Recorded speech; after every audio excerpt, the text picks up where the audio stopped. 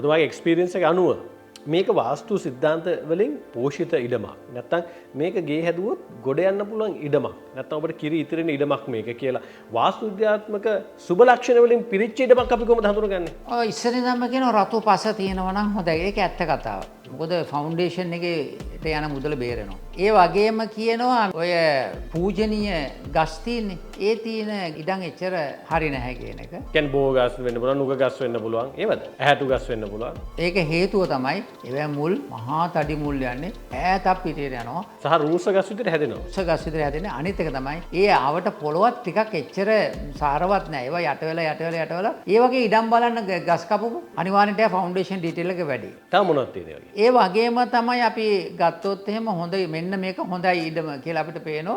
දකුණට බටහිරට තියෙන ඉඩම් තියෙනවනේ මං හරි ආසයි. උතුරු නැගෙනටත් මං කැමැත්තක් නැත්තේ නෑ. උතුරු නැගෙනට පිටිර තියෙන ඉඩම් පොඩ්ඩක් බෑවුම් අනිවාර්යෙන්. අනිවාර්යෙන් බෑවුම්. තැන්නක් තියෙන ඉඩමකින් කෑල්ලක් කඩලා ගත්තොත් ඒක විශාල ඉඩමකින් පර්චේස් හයක්ම මේක තැන්න වෙන්න පුළුවන්. එන්ටයර් ලෑන්ඩ් එකෙන් බැලුවොත් මේ පැත්තට ඒක බරයි. ඒ වගේම තමයි දැන් ඉඩමක් තියෙන්න පුළුවන් ඒ ඉඩමේ මම හැමතිස්සෙම කියනකොට ජියෝපැතික් කියන එක. භූමිතික ලක්ෂණ කියන එක. මේ ඉඩම මෙහෙම තියෙන්නේ මේ ඉඩම මෙහෙම තියෙන්නේ. දැන් සේල් එකට යන්නේ. සේල් එකට අපි එන්ටයර් ලෑන්ඩ් එක මුළු ඉඩම සමස්තයක් ගත්තොත් මෙහෙම තියෙන්නේ. මෙතන නිම්නයක් තියෙන්නේ. දැන් මුළු ඉඩම අක්කර ගානක් මේක පර්චේස් 6 කෑලි ගත්තාම අර මෙහෙම එක නෑ. මෙහෙම එක නෑ.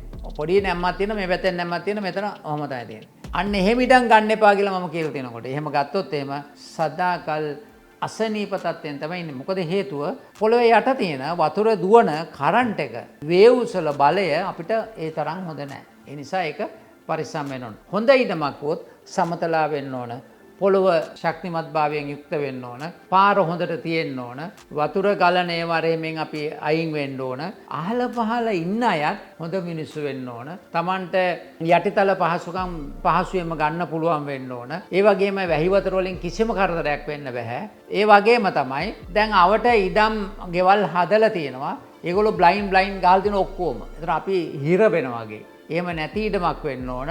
ඒ වගේම තමයි හයි ටෙන්ෂන් යනවා ඉඩම ළඟින්. කවදාකවත් ගන්න එපා. ඒ වගේම තමයි ඇන්ටනා ගහලා තියෙනවා. ඒ ළඟත් ඒක එච්චර හොඳ නැහැ. මේවා විද්‍යාත්මක. මම මේ කිව්ව ඔක්කොම කරන විද්‍යාත්මකයි. එතකොට Wi-Fi තියෙන නිසා අපි කියනවා ලොකු ගැටලු සිද්ධ වෙනවා. අද විද්‍යාත්මක ඔප්පු කරලා තියෙනවා. ඒ වගේ කාරණා වලින් අත් මිදලා අපිට ඉඩම් කෑල්ලක් තියෙනවා නම් හොඳයි. කවුරු හරි කියන්නේ ඉඩමත් තෝරගන්නට ඕවා බලන්න පුළුවන්. ඒක තමයි කරුණ කියන්නේ.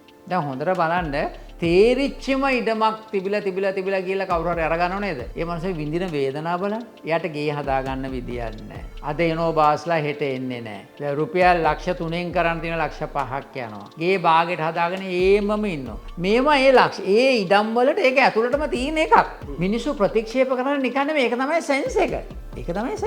ඒ වගේ දේවල් දැන් අපි මොනවා හරි කරලා කර්මයක් කරලා මොකක් හරි දෙබල අපි ඉඩමක් ගත්තා කියමු. ඒකෙන් අත්මිදෙන්න ක්‍රමවේදයක් නැහැ නේ. එහෙම කරන්න විදියක් නැහැ නේ. අනිවාර්යෙන් Tamanට ඒක අත්විඳින්න වෙනවා. දැන් මේ වගේ ඉඩමක ගෙයක් හදන්න යනකොට Taman ටාගට් කරන මුදලට වඩා හදන්න බැරි වෙනවා. ඒක හදන්න බැරි වෙනවා. ඒතකොට මේ අතිවාරමට ලොකු මුදලක් යනවා. ඒ වගේම තමයි කළුගල් අරෙමේ තියෙන මේවා බෝර දාන ලොකු මුදලක්. දැන් එහෙම නැත්නම් අපිට සිද්ධ වෙනවා ගෙයක් ආශ්‍රිත ළඟ නම් අපිට කෙමිකල් දාන්න ඕන. කෙමිකල් දාලා ඒක කඩලා අයින් කරගන්න වෙනවා. සල්ලිනේ යන්නේ. සල්ලි යන්නේ. අයින් කරත් අපි ගල උඩනේ හදන්නේ. ඒ පාර වෙන්නේ මොකද්ද?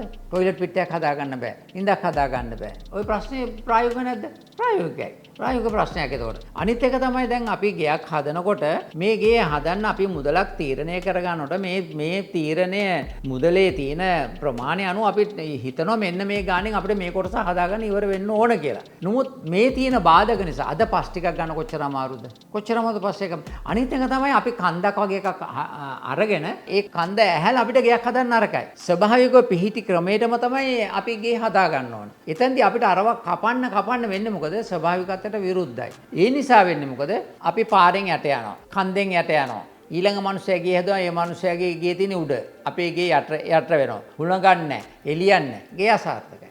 නිසා මේ වගේ දේවල් කෙරේ අවධානය යොමු කරලා තමන්ගේ කටයුතු කරගන්න ඕනේ කියන එක තමයි කියන්න තියෙන්නේ. දැන් අපි යම්කිසි තැනක ඉඩමක් ගන්න යනකොට දිශා හතරෙන් ඕන පැත්තකට ගන්න පුළුවන්. හුඟක් අය හිතනවා අනේ බටහිර හොඳ නැහැ කියලා. බටහිර තමයි මෙහෙම කරලා ඇක්ටිව් කරන්න පුළුවන් දිශාවක්. ඉතින් බටහිරට බය වෙන්න යනකයි. දැන් මේ බටහිර තියෙන ඉඩම් හොඳයි කියලා දැන් කිව්වහම බටහිර පැත්තට ඉඩම ගන්නවා. හැබැයි දොර දාන්නේ හිමීන් දානවා උතුරු පැත්ත හරි දකුණට හරි. අහක බලන් තමයි ඉන්නේ. ඒක අසාර්ථකයි. දිශාවට ගත්තනම් ඒ දිශාවට මූණත එන්න ඕන. හැබැයි මේක කමක් නෑ. එහෙම ගෙවල් තියෙනවා. කොහොමද? පර්චස් 40 50 ඉඩම් වල. ඉතින් ඒ කොහොම තියෙනවා. එහෙම දාන්න පුළුවන්. රවුම් කරකෙලා යන්න පුළුවන්. ඒකේ ප්‍රශ්නයක් නෑ. ඉතින් ඒ කාලෙට ඒක කිසි ගැටලුවක් නෑ. නමුත් අද කාලේ ඒක කරන්න බෑ. මොකද ගේ මූණතට අනිවාර්යයෙන්ම ප්‍රධාන දොර තියෙන්නම ඕන.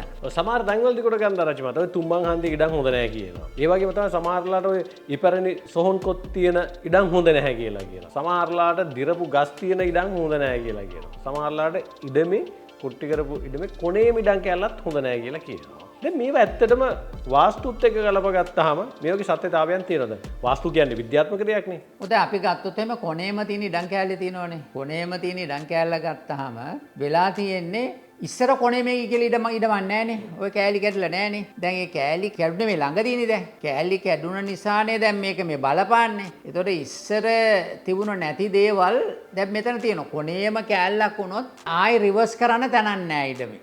ඒ කොනේ කෑලි තමයි නවතින්නේ විකුණන්න බැරුව. ඇයි හේතුව මිනිස්සු දන්නවා මේක ගත්තොත් වාහනේ හරව ගන්න විදියක් නැහැ. සමහරවිට වතුර බැස්ම තියෙන තේරකින් වෙන්න පුළුවන්. අනිවාර්යයෙන්ම වතුර බැස්මකුත් ඇති. තව එකක් තමයි කොනේම කෑල්ල ගේ හදනකොට ලොකු ගැටලු ගොඩක් එනවා. ඒ ගැටලු හඳුනගතින්ද තමයි මම නීති කීපයක් දැම්මේ. ඊසාන පැත්තෙන් නම් මුණ දීලා තියෙන්නේ. ගන්න එපායි මේක පර්චස් 15ට වැඩනම් ගන්න. නැත්තම් එහෙම අමාරු වෙනවා. ඇයි හේතුව පාර යනවනේ.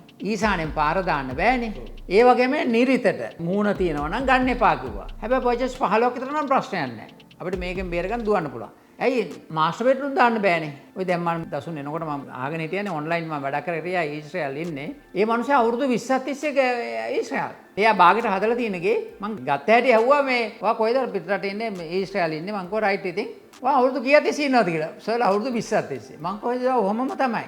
දැන් එයා පුතත් අරගෙන මං කිව්වා පුතත් අවුරුදු 20ක් 30ක් තියාගන්න කියලා. මොකද ඒ ගේ හදලා තියෙන ක්‍රමය වැරදි. මොකද දැන් ගයක් ඩිසයින් කරනකොට කරන්න ඕන දේවල් තියෙන ඒ ටික නෑ. අපි එක පස්සේ කතා කරමු. දැන් මේ ඉඩම් තෝරගන්නකොට ඒ ඉඩමෙත් වැරද්දක් තියෙනවා. මොකද ඉඩම තෝරගන්න තියෙන්නෙම නිරිත නැති කරගන්නම තමයි. ඉතින් ඒ වගේ දේවල් කරගන්න. ඒක තමයි වාස්තුත් එක්ක මේක ටැග් කරන්නේ යන්නේ එතනදි තමයි. කොනේ ඉඩමක් ගන්නකොට ඒ ටික බලන්න ඕන. ඒ ටික බලන්න ඕන. ඒ වගේම තමයි දැන් වර්තමානයේ ලොකුම ගැටලුව තියෙන්නේ ඉඩම් කෑලි වල තියෙන වැහි වතුර ටික එළියට දාන එක. ඉතින් කානුන නැත්තම් මොකද වෙන්නේ? ගන්න එපා කියනවා. ගන්න බැහැනේ දැන් මේ කාලේ. ඒ කාලෙත් කියනවා ගඟක් තියෙන තැනක, ඇලක් තියෙන තැනක, දොලක් තියෙන තැනක මේක ගන්න එපා. ඇයි හේතුව මේක උතුරල එළියට එන්න පුළුවන් නේ. නැතුව මේ ඕකේ මහසෝන ඉන්නවයි, පෙරේතයෝ ඉන්නවයි, කාණුවස්සේ ඉන්න ඒක නෙමෙයි. අරක තමයි හේතුව.